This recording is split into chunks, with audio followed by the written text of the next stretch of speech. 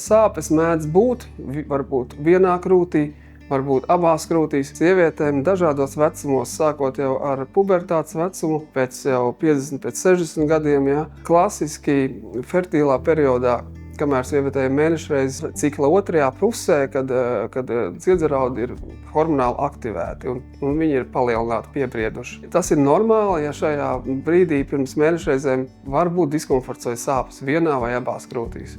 Ja tas katru mēnesi atkārtojas, tā nav patoloģija visbiežāk. Savukārt sāpes, kas agrāk nav bijušas un parādās vienā kaut kādā konkrētā krūts vietā, protams, viņām ir jāpievērš uzmanība.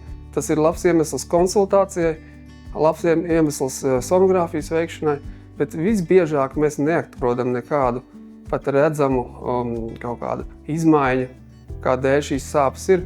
Un ļoti bieži viņas var būt dēļ mikroskopiskām izmaiņām dziedzerī, dēļ tā, ka dziedzers ir aktivēts kaut kādā vienā konkrētā vietā, kur šīs sāpes ir.